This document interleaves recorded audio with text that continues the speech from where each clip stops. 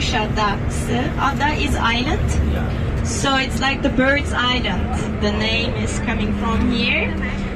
Maybe you realize that castle, small peninsula-like area, when you were on the cruise while we were coming. There's a small peninsula with a castle on behalf of it. This is the Pigeon Island. So when you have a look at the island from the air, it has the shape of a bird's head. This is one of the reasons that they call it the bird's island, which is the symbol of Kuşadası, this area.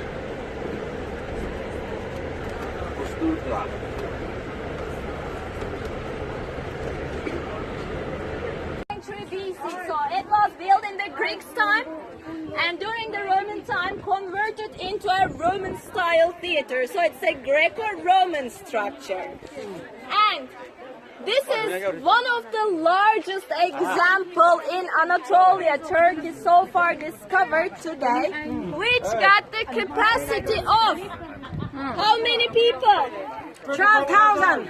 Yes. How many? 12,000. 25. Yes, you read about it, I guess. Approximately 25,000 people capacity this one has. It's a very huge theater. So that's why during the Roman time, we say the population of Ephesus raised up to like 250,000 people. How we can say that?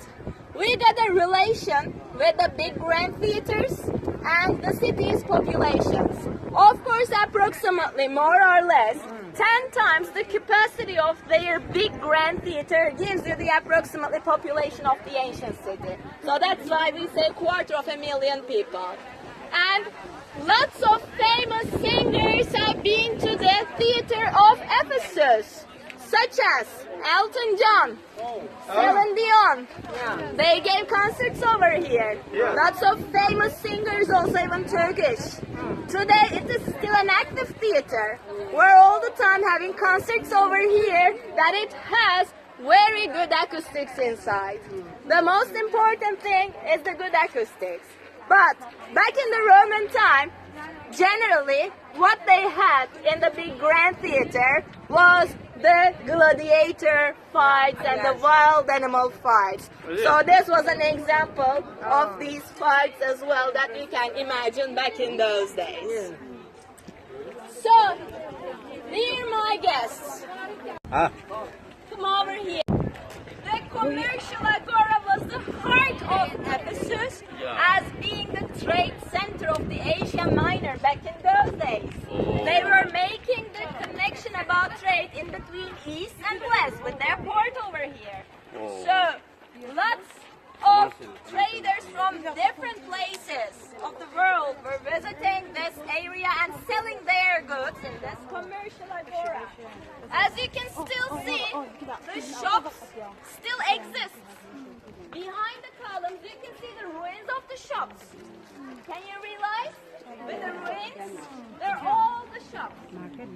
The shops generally owned by the locals, Ephesians we call them. The middle part, this central area, was like our market areas today on a kind of platform. The traders who were bringing their goods, they were selling them in the middle part. And whatever you can imagine were being sold in this commercial agora to the people. Like fruits, vegetables, statues, olives, olive oils, even there used to be a pottery workshop that kind of, items were also being produced and sold to the people. Anything that you can imagine. Have a look at this impressive building right over here. As being the most important structure of Ephesus, the highlight of the city is the Library of Celsus from the 2nd century AD time period. Celsus himself, Gaius Celsus, he was the proconsul of Asia. Okay? After his death, his son, Attila, wanted to build a monumental building to the honor of his father. But the thing was, it was not allowed for the people in the Roman cities to bury their dead bodies in the city itself. So their cemeteries, their necropolises were located at the outer parts of the city. But as being the proconsul of Asia, they got the option to have a permission for him to bury at this location. And on behalf of his tomb, they built this huge, impressive library building. And the importance of this building, this was the third biggest library of the ancient world that we know. Do you know the biggest library of the ancient world? Anybody knows? In Egypt.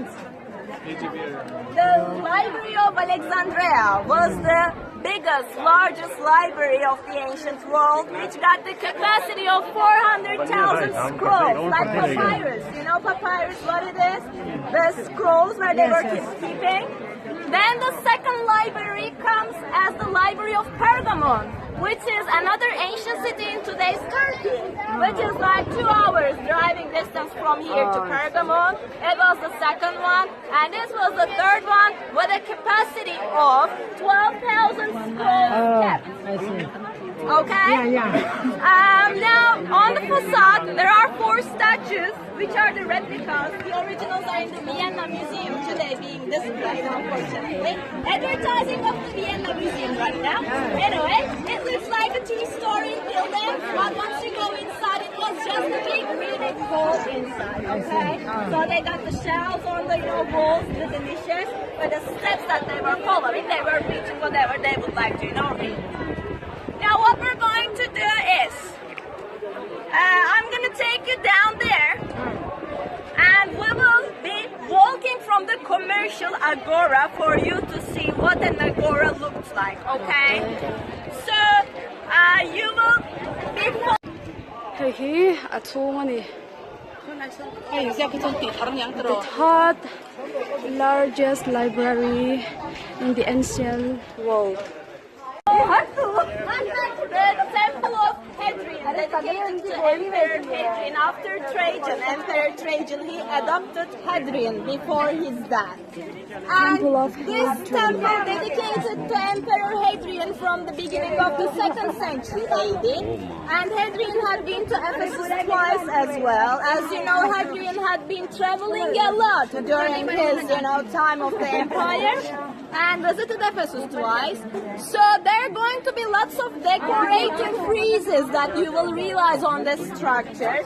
Most of them replicas, the originals are in the museum today. The foundation story of Ephesus, the Amazons, even about their main goddess Artemis, possible to see on those friezes at the corners. In the middle, on the pediment, you're going to see a Medusa. Do you know Medusa from mythology with the snake hair? Yeah. This was a kind of protection for the people.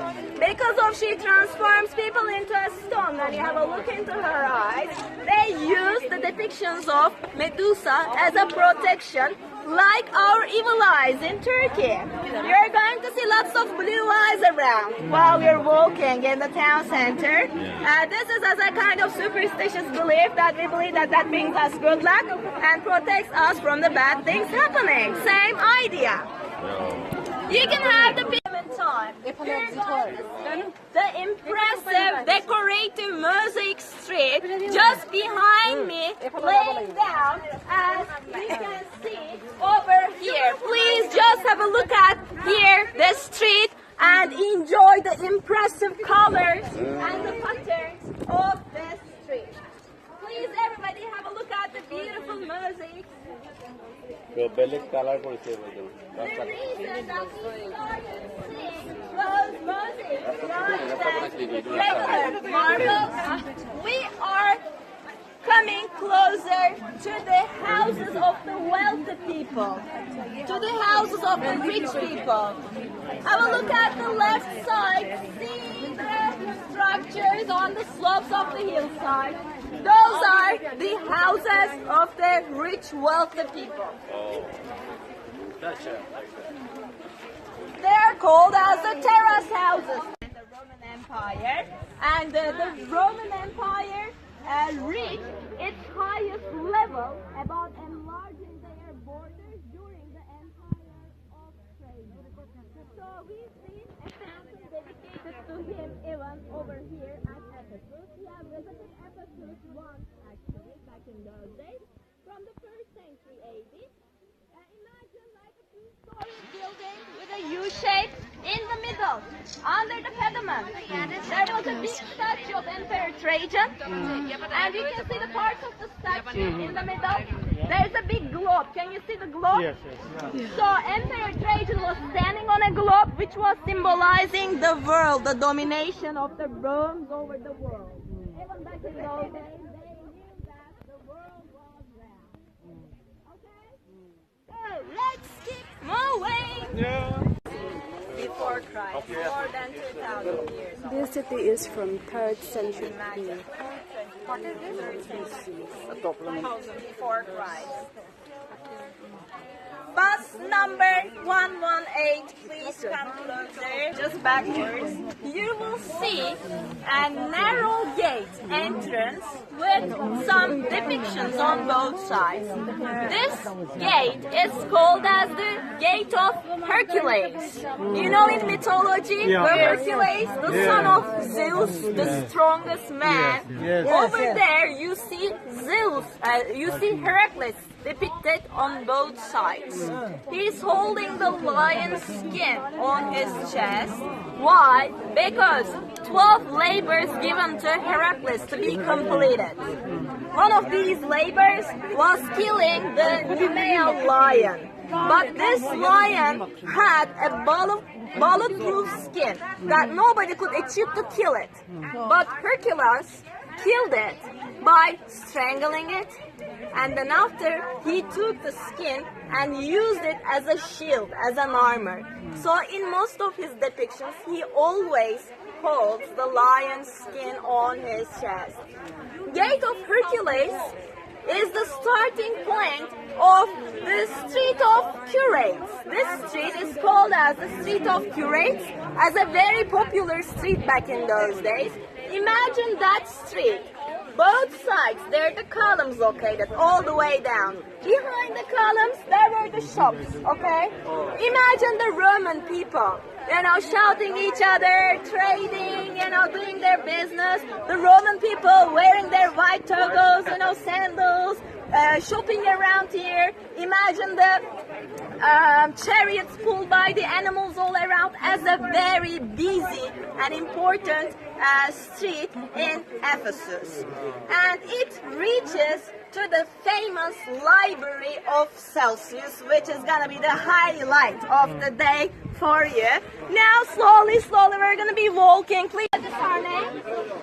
Nike, the goddess of victory. This is an original piece and very well preserved, and a very rare depiction of goddess Nike. Please don't forget to take a picture. One of the very special pieces that's founded at Ephesus. Nike.